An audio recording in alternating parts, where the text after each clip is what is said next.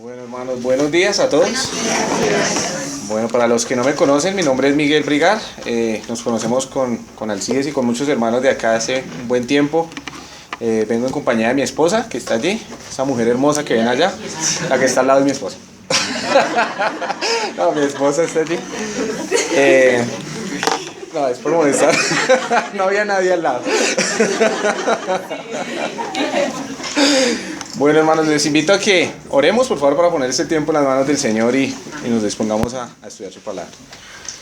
Amado Dios, Señor, una vez más te agradecemos a ti porque tú eres nuestro Dios, nuestro Creador. Tú eres nuestro Salvador, Señor, y agradecemos que nos permitas reunirnos a la luz de tu palabra, Señor. Que nos permitas reunirnos a escudriñar lo que tú nos has dejado para que aprendamos, Señor, y para que hagamos conforme a lo que tú quieres. Te pedimos, Señor, tu dirección en este tiempo para que seas tú hablando a nuestras vidas, Señor, para que lo que se hable sea conforme a lo que tú has dejado escrito, Señor. Oramos y pedimos nos permitas estar también atentos, dispuestos para glorificarte. En Cristo nuestro Señor oramos. Amén. Bueno, hermanos, me acordaba también cuando daban los hermanos los testimonios de los que están cumpliendo años de casados, que cuentan por ahí que en una iglesia de no muy sana doctrina, una señora le dijo al pastor: pastor, por favor, ore por mi matrimonio. Y el pastor empezó a decir: yo reprendo todo espíritu de cobardía en ese matrimonio, yo reprendo todo espíritu de fornicación en ese matrimonio, yo reprendo el adulterio en ese matrimonio. Y reprendió una cantidad de cosas y al final le dijo la señora: no, es que ora por mi matrimonio porque estábamos cumpliendo años de casados. Bueno, gracias a Dios que no tenemos esas prácticas por acá. Bueno, hermanos, para mí es un privilegio presentar la palabra de Dios y venir a hablar la palabra de Dios, que sabemos la importancia que tiene, sabemos que es el mensaje que Dios mismo ha querido dejarnos a toda la humanidad, ¿verdad? Porque sabemos que la palabra está escrita para toda persona. Sabemos que la palabra de Dios habla a todo tipo de persona y por la gracia de Dios, pues nosotros hemos creído y confiado en Él y buscamos de su palabra cada día. Y es un privilegio, es un honor, también es una responsabilidad, ¿verdad? Presentar y hablar la palabra de Dios, la cual Dios nos ha dejado. Y quiero empezar, hermanos, hablando también de otro chiste, pero no vine a contar chistes, vine a hablar de la palabra de Dios. Contaba alguien por ahí que estaba Adán y Eva allá en el jardín del Edén, y cuando Eva fue a tener su primer hijo, vino toda emocionada y le dijo: Adán, voy a tener un bebé. Y Adán se puso muy feliz y dijo: ¿un bebé? ¿Un bebé? ¿Pero qué es un bebé?, le preguntó Adán a Eva. Y a veces no nos podemos alegrar por cosas que realmente no conocemos, ¿verdad? Tal vez a veces no disfrutamos cosas porque en realidad no hemos indagado más. A veces compramos, hablaba Alcides de los celulares, y muchas personas compran un celular y realmente lo usan solamente para recibir y contestar la llamada. O muchas veces los hijos le regalan a sus papás, a sus abuelitos, un celular con mucha tecnología, y la persona tiene el celular ahí, pero no sabe realmente todo para lo que le puede servir. Y no disfruta en realidad por ignorancia, ¿verdad? Porque desconocemos todo lo que sirve. Y muchas veces de verdad dejamos de disfrutar cosas porque no conocemos, por ignorancia o porque simplemente no hemos querido indagar más allá. Y quiero hablar justamente de eso, algo que por mucho tiempo en la palabra de Dios no se dio a conocer. Por mucho tiempo en la palabra de Dios se tuvo guardado. Hay algo que Dios tuvo como un misterio, y la Biblia nos afirma eso. Cuando hablamos de misterio, no sé qué se nos viene a la cabeza. Yo me imagino que a mi esposa, en sus épocas doradas, en sus años de adolescencia, le gustaba leer historias de misterio, ¿verdad? Y era una historia que lo tenía como en suspenso y al final iba a desarrollar lo que iba a suceder. Y a veces nos imaginamos por misterio algo así, como una película, algo que tiene suspenso, y a veces imaginamos algo así. Pero el Señor también nos muestra en su palabra que Él tuvo un misterio, y cuando nos habla de este misterio no es tanto algo de pronto malo, sino es algo que nos muestra a la luz de la palabra, algo que estaba guardado, un secreto. De hecho, la palabra que usa se repite más de 23 veces en el Nuevo Testamento, la palabra misterio, y la palabra que usa es una palabra que hace referencia al secreto, a la boca cerrada. Y quiero que veamos, por favor, en Colosenses 1:26, ¿de qué nos está hablando allí?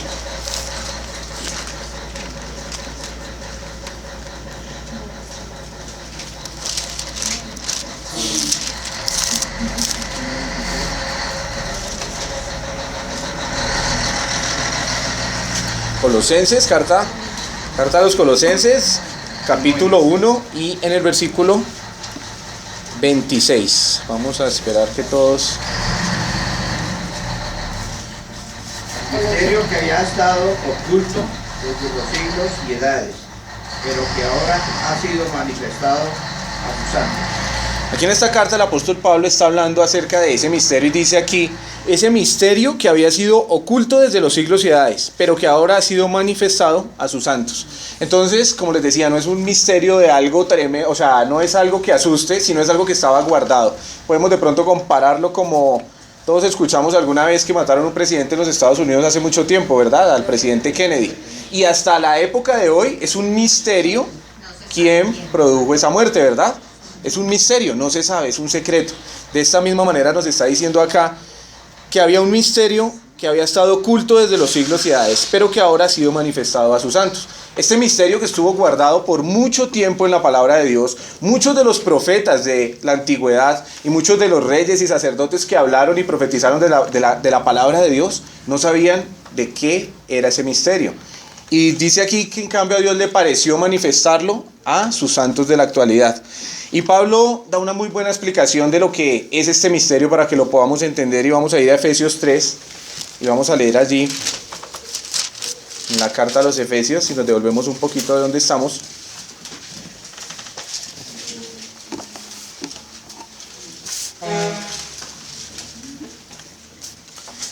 Y Efesios capítulo 3, y allí Pablo va a dar una explicación de lo que es este misterio para que todos podamos entender, y vamos a ir leyendo. Capítulo 3, versículo 1, dice allí Pablo: por esta causa, yo Pablo, prisionero de Cristo Jesús, por vosotros los gentiles. Y Pablo en este momento estaba preso en Roma, y Pablo por eso dice aquí, prisionero de Cristo. Él no se sentía prisionero por otra causa que no fuera ¿cuál? Cristo.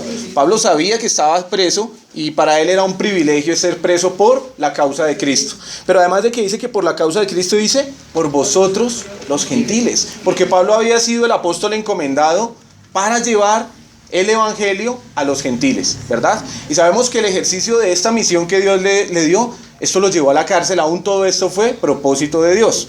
No estuvo allí por accidente, no estuvo allí por un descuido, ni de Pablo ni de Dios, sino Pablo estaba allí fervientemente, y allá en esa cárcel se escribieron muchas de las cartas que conforman hoy nuestro Nuevo Testamento.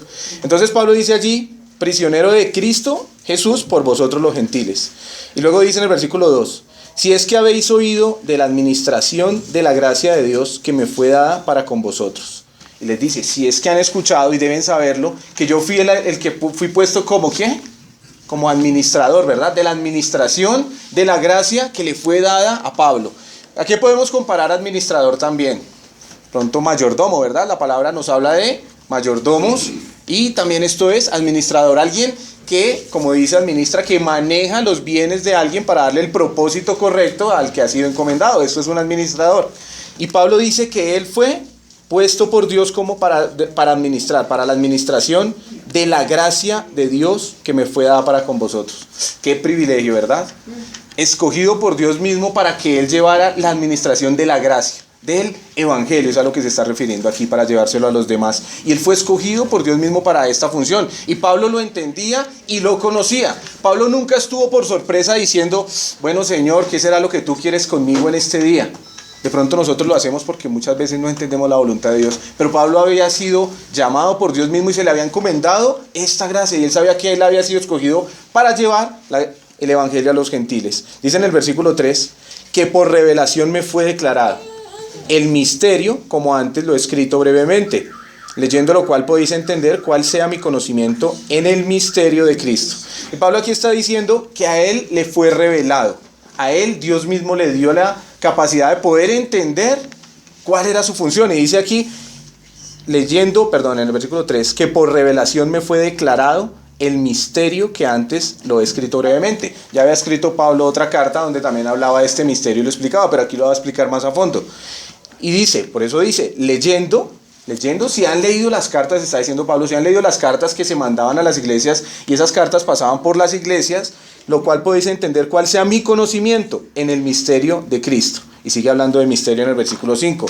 Misterio que en otras generaciones no se dio a conocer a los hijos de los hombres, como ahora es revelado a sus santos apóstoles y profetas por el Espíritu. Entonces es lo que hablábamos hace un momento.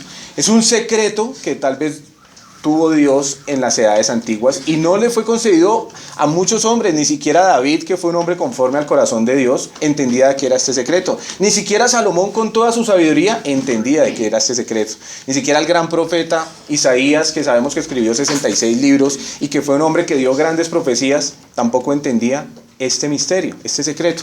Pero el Señor dice que lo tuvo guardado en las edades antiguas, pero lo manifestó ahora y usó a Pablo para que diera a conocer ese secreto, ese misterio. Y pone aquí, en el último que leímos, dice, a sus santos apóstoles y profetas por el Espíritu. 2 puntos. O sea, aquí nos va a decir cuál es ese misterio.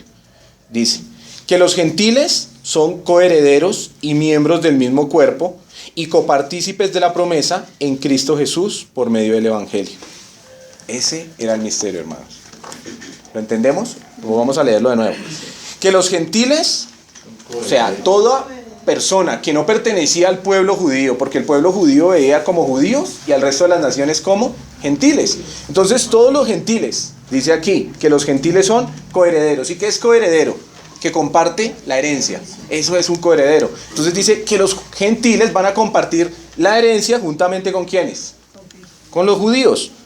Y miembros de un mismo cuerpo. Lo que está diciendo acá es que el misterio es que Dios en este postrero tiempo empezó a hacer algo que fue tomar de todas las personas gentiles y de los judíos y hacer de ellos ¿qué? Un solo cuerpo, que es, ya vamos a leer aquí, dice, y hacer de ellos coherederos del mismo cuerpo, copartícipes, que ambos también van a tener la misma participación en la promesa de Cristo Jesús por medio del Evangelio. O sea, aquí lo sigue diciendo, del cual yo fui hecho ministro por el don de la gracia de Dios que me ha sido dado, según la operación de su poder. Lo que hablábamos ahorita. Pablo entendía para qué había sido llamado y sabía que Dios mismo lo había capacitado, y dice aquí que le había dado el don de la gracia en la operación de su poder. De esto vamos a hablar más adelante.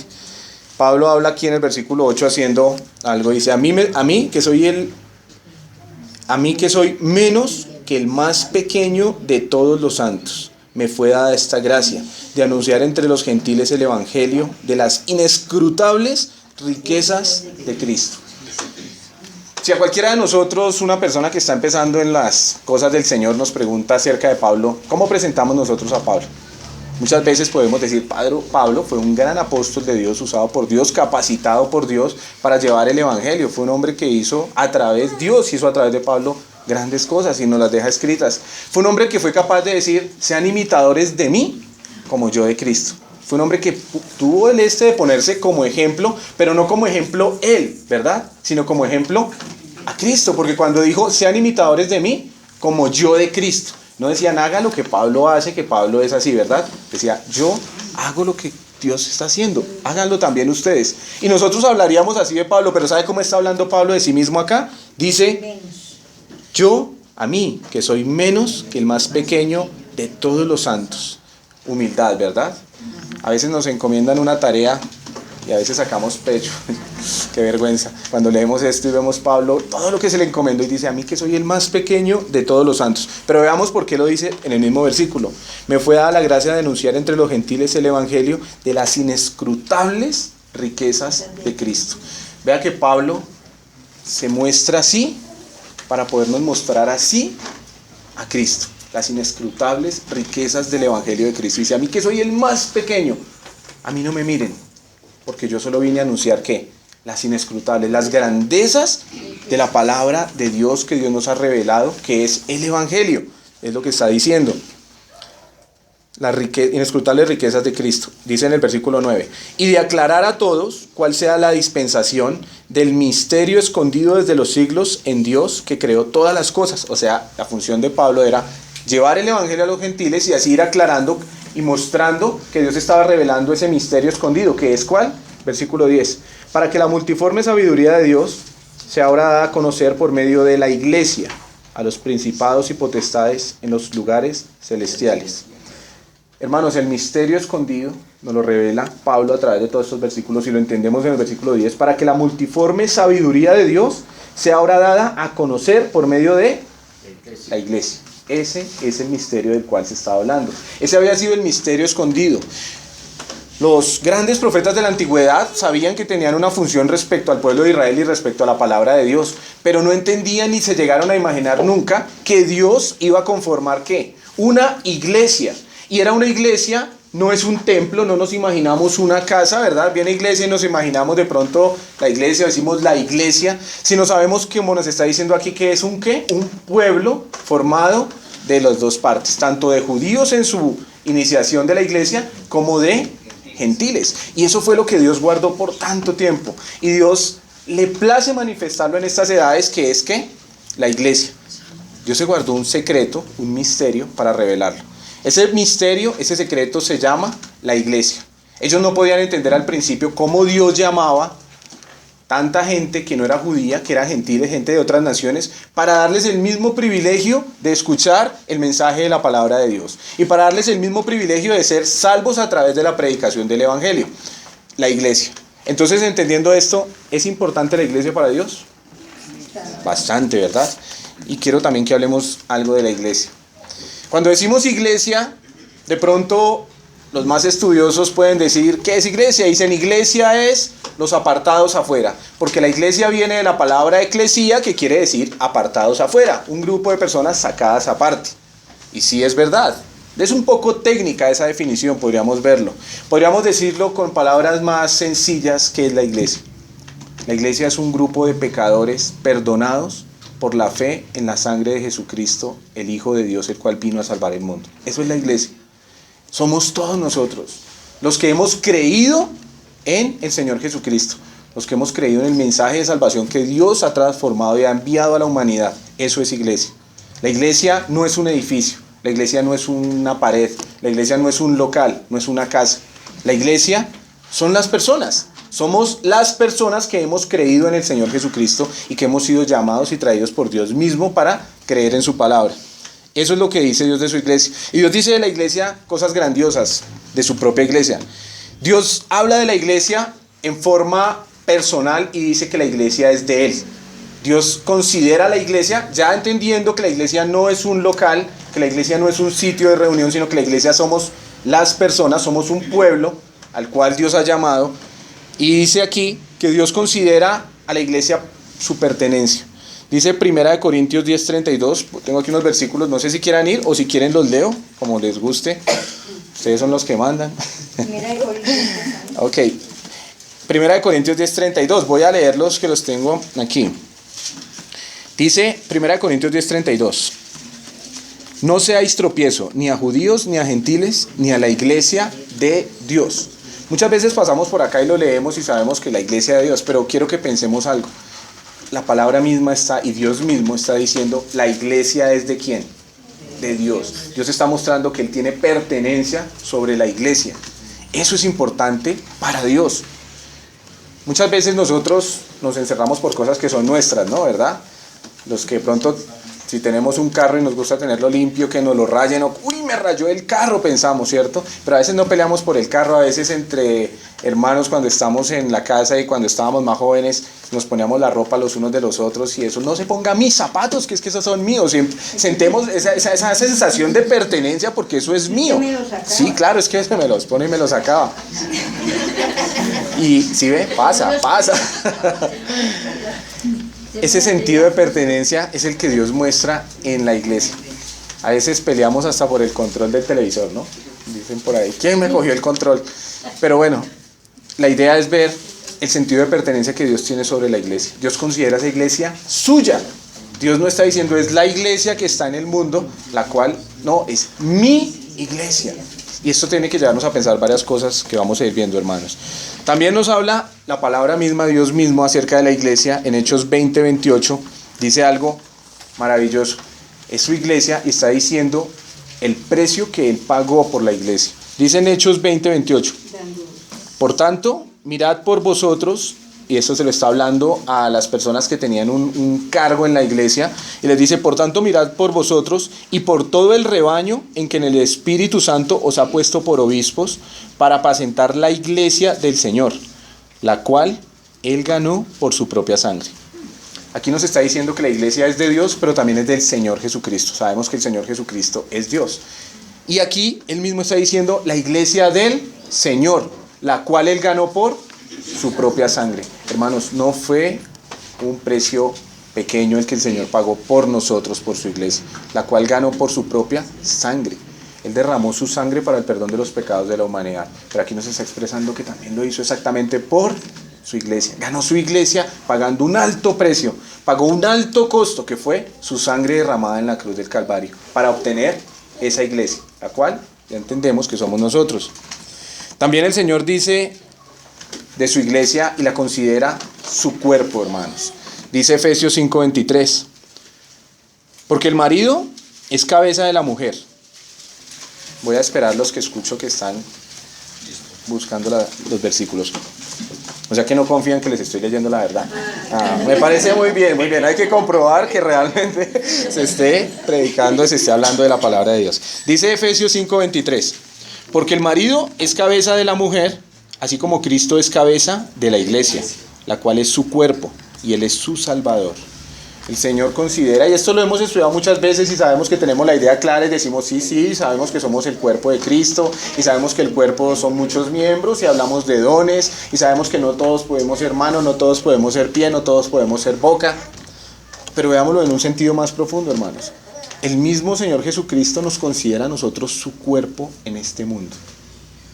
No es algo sencillo. No sé ustedes qué opinen de sus propios cuerpos, pero siempre tenemos la misma palabra de Dios. Dice que nosotros tenemos en mucho estima nuestros propios cuerpos. Nadie aborreció jamás su propio cuerpo, dice la palabra de Dios, porque es algo que estimamos, ¿verdad? El Señor muestra y nos dejó a nosotros como el cuerpo de Él mismo. El cuerpo del Señor Jesucristo en esta tierra somos nosotros. Sabemos que el Señor se fue y está en el cielo, como dice la palabra de Dios, sentado a la derecha del Padre, está preparándonos moradas eternas y está esperando que se cumpla el momento en que vamos a ser llevados. Pero Él no se fue ausente y no dejó aquí nada, nos dejó a nosotros y nos considera su cuerpo. El Señor dice, yo no estoy, sí, Él es omnipresente, pero dice, dejé mi cuerpo. O sea, su iglesia nos dejó acá en este mundo. En una que dice, su cuerpo es el templo del Espíritu Santo. Gracias, hermano. Ahorita vamos a tocar ahí justamente. Pero sí, hablando de eso, porque no pensemos si eso nos sirve para pensar, para hablar de nuevo, que la iglesia no es un templo, ¿verdad? La iglesia no es un templo. Ahorita voy a hacer una comparación con eso y le agradezco, hermano, el dato. El Señor también ve a la iglesia como su esposa. Dice 2 Corintios capítulo 11 versículo 2. La segunda carta de Pablo a los Corintios, y allí en el capítulo 11 versículo 2, sí señora, 2, dice allí, y es Pablo quien está hablando aquí, dice, porque os celo con celo de Dios, pues os he desposado con un solo esposo, para presentaros como una virgen pura a Cristo. A veces decimos somos la novia de Cristo y bueno, está bien, pero la palabra de Dios nos muestra que más que la novia somos la esposa de Cristo en la actualidad. Nos acordamos de la historia entre José y María, ¿verdad? Y sabemos que José dice la palabra que había desposado a María. ¿Ya se habían unido en matrimonio? No, aún no se habían unido en matrimonio, pero él ya la había desposado. Y en el rito judío, esta situación quería decir que ella ya era su esposa y él se iba a ir por un tiempo para preparar las cosas para el matrimonio, lo que se necesitara, si eran cuestiones económicas, y luego vendría para concluir ese matrimonio y hacerlo realidad, consumar ese matrimonio. ¿María ya era esposa de José? Sí, María ya era esposa de José. Nunca escuchamos María era novia de José. No, María era la esposa de José, pero porque él ya la había desposado, ¿verdad? Igualmente la iglesia. La iglesia es la esposa del Señor, porque hemos sido, dice aquí, desposados para estar con Él. ¿Dónde se va a consumar esta unión? Un día el Señor va a venir por su iglesia, la cual ha llamado y la cual ha preparado para hacerla un día su esposa. Y vamos a estar con el Señor en las bodas del Cordero, que nos habla en Apocalipsis. Y vamos a estar entonces para siempre con el Señor. Pero entonces, el punto es, el Señor también ve a su iglesia como su esposa. ¿Será que el Señor con todo esto nos está diciendo que la iglesia es algo especial para Dios? Si el Señor nos está diciendo que es de Él y dice, es mi iglesia, si la palabra de Dios nos dice que la ganó con su propia sangre y sabemos lo que es esto de haber derramado toda su sangre, si la palabra de Dios nos dice que Dios nos considera a la iglesia su cuerpo mismo aquí en la tierra, y si nos dice que nos ve como su esposa, ¿será que somos importantes? Hace un rato en el estudio, obviamente, el enfoque no es ver la importancia de nosotros, sino ver la importancia de lo que Dios quiere hacer. Pero Dios dejó esta iglesia con un propósito y realmente nos deja ver la palabra de Dios, que para Dios es muy importante. Y habla de una esposa. Cuando nos casamos, los hombres con nuestras esposas, viceversa, cuando las esposas que hay acá se casaron, vemos lo que sentíamos en ese momento en el altar y lo que pensábamos de nuestra esposa, que lo seguimos pensando, amor, hago la aclaración, no ha cambiado. Pero el momento del matrimonio, y esto es algo maravilloso, ¿verdad? Hay sentimientos, hay alegría, y hay muchas cosas. Si vemos a nuestra esposa, lo digo por mi experiencia, aunque ya llevaba mucho tiempo con mi esposa, y cuando la vi con su traje de novia, la vi tan hermosa y sentí muchas emociones. Y me acordaba de esto preparando y decía, ¿cómo ve el Señor la iglesia? Si dice que es su esposa, que la tiene esposa, dice que la tiene y la quiere presentar como una esposa, ¿qué? Como una virgen sin mancha a Él. Así el Señor ve la iglesia. Y algo más para terminar este punto de cómo el Señor ve la iglesia. Dice 1 Timoteo 3:15, y allí nos dice Pablo, por si tardo, sepas cómo conducirte en la iglesia de Dios. Y aquí es donde venía el ejemplo del hermano, que es columna y baluarte de la verdad. Esto lo dice Pablo. Para que si tardo, se lo decía a Timoteo, sepas cómo conducirte, sepas cómo andar, sepas cómo manejarte, sepas cómo actuar. ¿En dónde? En la casa de Dios. ¿Qué es qué? La iglesia del Dios viviente. Columna y baluarte de la verdad. Casa de Dios. En otra parte que leemos en la palabra de Dios, la casa de Dios, ¿saben a qué se hace referencia? Al templo. La palabra de Dios antes hacía referencia al templo judío, al templo de los judíos, al templo que había allá en Jerusalén, como la casa de Dios. Y era un lugar que era de mucha importancia para los judíos, ¿verdad? Porque Dios mismo estuvo allí y Dios mismo les mostró primero el tabernáculo y luego David quiso construir el templo, pero no fue David, sino fue ¿quién? Salomón, quien construyó este templo. Y cuando Salomón termina de construir el templo, Dios se le aparece a Salomón y le dice, bueno, ¿puede acaso construir un lugar donde habite yo? ¿Acaso los cielos de los cielos no pueden contener a Dios, verdad? Pero dice Dios, pero bueno, construyó un lugar y este lugar va a ser dice allí, será casa de oración para todas las naciones. Esto fue lo mismo que el Señor Jesucristo cuando llegó a Jerusalén y vio que el templo se había convertido en un sitio lleno de mercaderes donde vendían de todo. Cierto, el Señor dice, el celo de la casa de mi padre me consume, y botó las mesas de los cambistas y botó todo ese mercado que habían hecho allí en la casa. Y Él dice eso, ¿no dice la palabra, mi casa es casa de oración para todas las naciones? Y se veía con mucho respeto y con mucha reverencia que el templo, porque era la casa de Dios, Dios mismo la consideraba su casa. ¿Porque Dios solo vivía en ese lugar?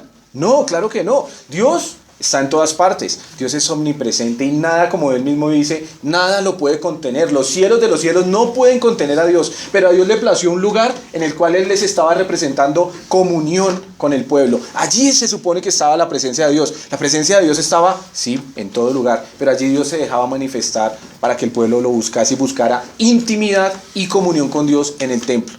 Pero ¿qué pasó con el templo? El templo fue destruido. Y el mismo Señor Jesucristo anunció lo que pasaría al templo. Y el mismo Señor Jesucristo dijo, uno mayor que el templo está aquí. Y era de Él mismo de quien hablaba. El Señor Jesucristo dijo, destruyan este templo y en 3 días lo volveré a construir. Y hablaba de Él mismo, ¿verdad? Porque el templo, dice el Señor, ya no tiene importancia. El templo judío era sombra de lo que había de venir. Ahora Él reemplaza al templo. El Señor Jesucristo, como lo dice en Hebreos, reemplaza al templo. Ya no es un templo, ya no debemos ver la iglesia como un lugar. Vamos al templo de Dios, a este lugar. No. El templo es reemplazado por el Señor Jesucristo. Y todo lo que significaba el templo para el pueblo judío, nos lo muestra en Hebreos, que es el Señor Jesucristo para nosotros. Pero sí hay algo muy importante, que es que la iglesia, nosotros, las personas, los que hemos creído en Dios.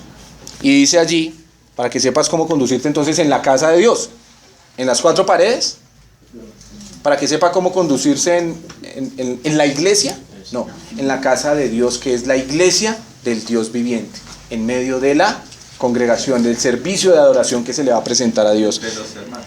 Exacto. Y dice que es columna y baluarte de la verdad. Qué honor que nos ha dado el Señor. Y considera que nosotros, su iglesia, somos columna y baluarte.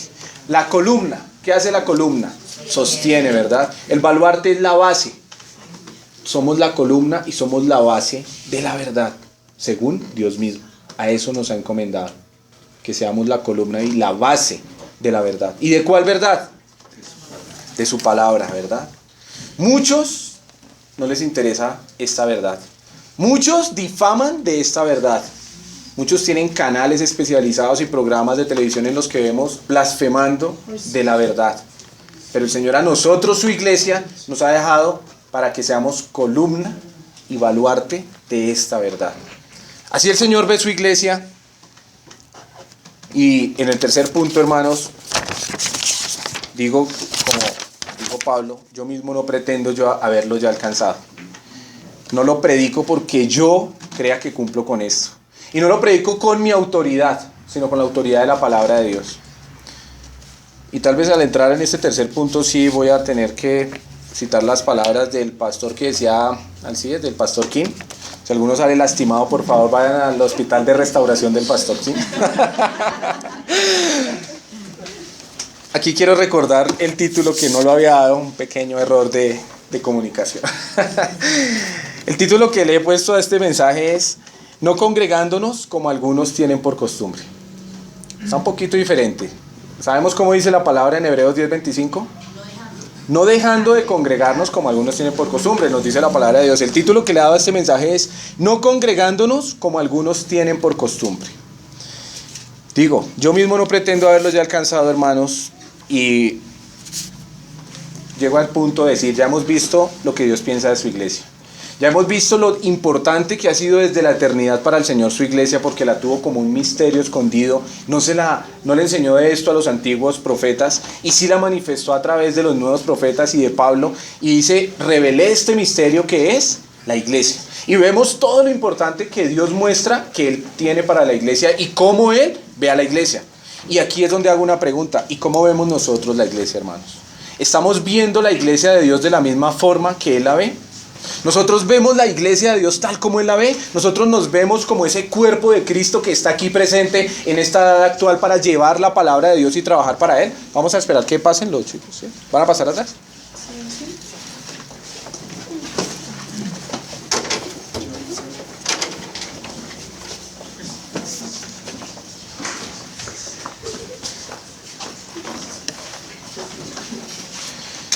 Entonces, tal vez quiero que nos preguntemos eso, hermanos. ¿Cómo estamos viendo nosotros la iglesia de Dios? ¿Cómo estamos nosotros funcionando en la iglesia de Dios? Si somos la columna y el baluarte de la verdad. Si el Señor mismo dice que nosotros, su iglesia, somos la casa del Dios viviente. Si el Señor mismo dice que somos la esposa de Cristo, la cual Él quiere presentar un día santa, virgen y sin mancha a Él. Si el mismo Señor dice, yo soy el dueño de esa iglesia y yo la gané por mi propia sangre. Y digo, ¿cómo la vemos entonces nosotros? ¿La vemos igual? ¿Nos sentimos con esa misma vista que tiene el Señor hacia nosotros o nos sentimos diferentes? Al principio empezaba contando un pequeño chiste de cuando no nos alegramos porque no conocemos. Y a veces no nos participamos en las cosas que Dios nos ha llamado porque no sabemos a qué nos ha llamado el Señor. Al iniciar la iglesia, y me acuerdo mucho un versículo que dice en Hechos 1:8, y el Señor Jesucristo le dijo a sus discípulos en ese momento, creo que todos no lo sabemos, y recibiréis poder cuando haya venido sobre vosotros el Espíritu Santo, y me seréis testigos en Jerusalén, en Judea, en Samaria y hasta lo último de la tierra. Y eso se cumplió poco tiempo después, cuando estaban los 120 orando, vino el Espíritu Santo y los llenó ¿de qué? De poder, del Espíritu Santo. Y vemos cómo la iglesia de 120 pasó en un momento a ser 3,000 personas, dice la Biblia. Y de 3,000 luego se convirtieron en 5,000. Y la iglesia estaba de pronto tan animada y tan cómoda que tuvieron que venir las persecuciones. En Hechos 8 narra Pablo cuando él empezó a perseguir la iglesia y dice que se cumplió literal lo que dijo el Señor. La iglesia empezó a ser perseguida y se fueron a Judea, a Samaria y así. Y vemos una iglesia totalmente activa, totalmente trabajando en lo que Dios los había puesto a trabajar. Una iglesia comprometida en todas las funciones a que Dios los había llamado. Podríamos decir, bueno, pero es que ellos tenían el Espíritu Santo en ese momento y nosotros no. Nosotros no lo tenemos, hermanos. ¿Acaso el Espíritu Santo ha cambiado de Hechos 1:8 al Espíritu Santo que tenemos en la actualidad? No, Dios no cambia y el Espíritu Santo es Dios mismo. Él no ha cambiado. Entonces, ¿quién ha cambiado? Nosotros. La iglesia cómoda. No lo digo por ustedes, hermanos, hablo en general y me predico a mí mismo con este mensaje. Somos la iglesia cómoda en la actualidad. La iglesia que nos hemos acomodado. La iglesia que nos ha gustado venir y escuchar que nos enseñen y nos hemos engrandecido con las enseñanzas y amén, porque eso está bien. Pero ¿sabe qué nos falta? Poner por ejercicio esas enseñanzas. Y nos hemos acomodado tanto que hasta cojín nos pusieron acá. Qué bueno. Eso también acomoda, eso también adormece. Y me acordaba, mi mamá, y pienso que muchas mamás y abuelas siempre han tenido la idea, esto es una colombianada, de que una sopa llena de una cantidad de verduras y con mucha sustancia, ¿esto qué? Alimenta, ¿cierto? Entonces llegaba uno de niño y le tenían ese plato de sopa caliente, la mamá, tómesela que esa sopa es de alimento, y uno se ponía a tomarse esa sopa, claro, uno sudaba con esa sopa y la mamá, ¿sí ve cómo alimenta? Y después a uno, pues, venía uno de jugar y pues claro, al comer a quien no le da sueño, entonces le daba uno sueño y se quedaba dormido. Vea cómo le alimentó esa sopa que hasta le dio sueño. Y en la actualidad es así, cuando alguien, ¿cómo le alimentó que le dio sueño? Hermanos, ¿cómo nos ha alimentado el Espíritu Santo a nosotros también? Se supone que el Espíritu Santo debe producir lo mismo que una sopa alimenticia, mucha energía, mucha capacidad, pero parece que nos ha producido sueño. Nos alimentó tanto que nos estamos quedando dormidos, hermanos. Y no estamos trabajando en lo que hemos sido llamados. Y no estamos trabajando en la obra a la cual el Señor quiere que trabajemos. Y tal vez decimos, bueno, aquí paso a la parte práctica. Bueno, pero ¿en qué ayudo? Es que no sé en qué ayudar. Hermanos, hay que empezar a comprometernos en la obra de Dios. Y cuando vemos Hechos, también vemos allí que hubo un momento en que las viudas de los griegos se quejaron porque veía que eran desatendidas y decían, no, a las viudas de los judíos sí las están atendiendo, en cambio a las viudas de los griegos no. Y dijeron los apóstoles, bueno, no es justo que nosotros dejemos de enseñar la palabra de Dios por atender a las mesas. Así que, ¿qué hicieron? Nombraron un grupo de 7 diáconos para que sirvieran a las mesas, ¿verdad?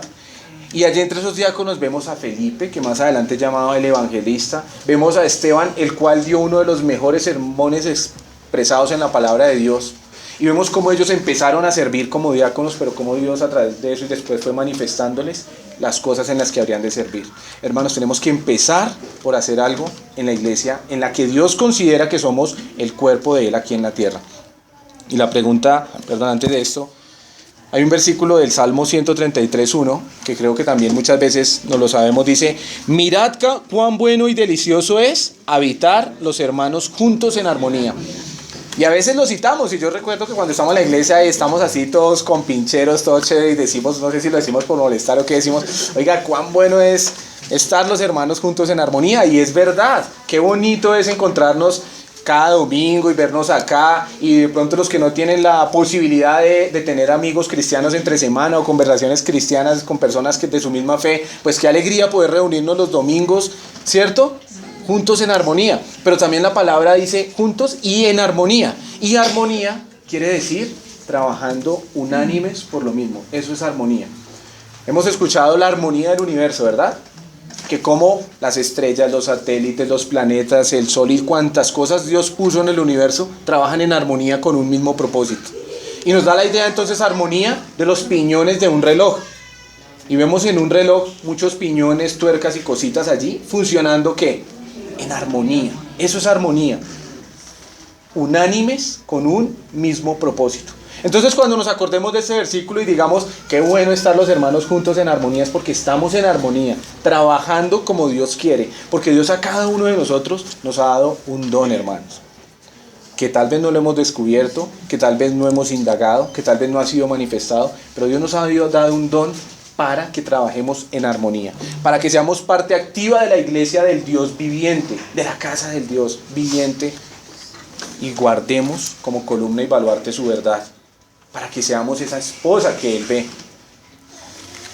Y entonces debemos preguntarnos, bueno, ¿en qué me voy a involucrar en la iglesia, hermanos? Y quiero dejar esa pregunta abierta acá hoy y no verlo como un desafío, sino como un llamado. Y creo que todos debemos preguntarnos, ¿en qué me voy a involucrar en la iglesia? No es bueno que nos estemos convirtiendo en cristianos domingueros. domingo tras domingo asistiendo a escuchar y sentados simplemente en una silla. A veces ya la silla es hasta la nuestra, ¿verdad? A veces ya esa es mi silla. Uy, ¿quién se me sentó en mi silla? Esa es mi silla, porque ya tenemos hasta silla propia en la iglesia, hermanos. En serio.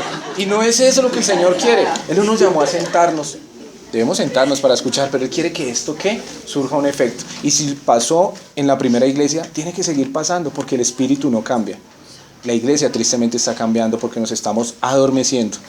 La palabra poder siempre nos lo enseñan que es dínamo, que viene del griego y que es dínamo y que es algo activo, dinamita, es algo, no es la fuerza del que muestra sus músculos y los tiene ahí, sino es una fuerza en acción. Eso es el poder al cual se le ha dado a la iglesia. Entonces, hermanos, dejo la pregunta, ¿en qué nos vamos a involucrar? Ya es tiempo de que preguntemos en qué nos vamos a involucrar en la iglesia de Dios. Porque no podemos seguir simplemente recibiendo y no haciendo para lo que hemos sido llamados. ¿Necesito involucrarme? ¿Qué necesito para involucrarme? Sí, viene la pregunta a nosotros siempre y a veces eso es algo que nos detiene, pero es que necesito para involucrarme. Para involucrarnos en la obra de Dios necesitamos algo muy importante y sin esto nadie lo puede hacer. Ser hijo de Dios. Si somos hijos de Dios, si hemos creído en el Señor Jesucristo, si hemos creído en el mensaje de salvación y el Señor ha traído a nosotros ese nuevo nacimiento, ya está el primer requisito, hermanos. Fidelidad. Fidelidad es vivir por fe. La palabra fe y la palabra fidelidad vienen de la misma raíz en el griego. Y la una quiere decir la fe como tal, la fe como certeza, y la fidelidad es la fe como acción. Cuando yo vivo por fe, vivo creyendo lo que Dios está diciendo, es fidelidad. Cuando dice que Dios es fiel, es porque Él cree y da testimonio de su propia palabra. Y cuando nosotros decimos que somos fieles, es porque estamos creyendo en ¿qué? En la palabra de Dios y moviéndonos por esa palabra. Debemos ser hijos de Dios y debemos ser fieles, o sea, andar por fe. Debemos capacitarnos, hermanos, obviamente, porque no podemos ejercer algo sin ser capacitados. Pero a eso venía el ejemplo hace un rato de lo de en Hechos cuando Felipe y Esteban, ¿verdad? Empezaron sirviendo a las mesas. Poco tiempo después vemos esa gran predicación de Esteban y vemos a Felipe llevando el evangelio a muchos lugares. No esperemos a llegar a la cúspide de los cursos, de todo, para poder empezar a servir. Debemos empezar a servir con lo que Dios nos ha dado.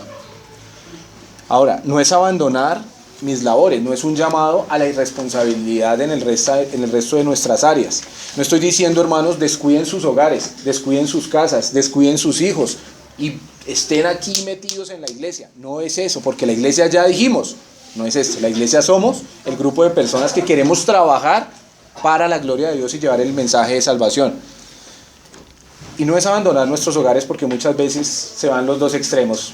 Hay personas que dejan abandonado su hogar, sus hijos, su esposo, su trabajo, por estar, dicen, metidos en la iglesia.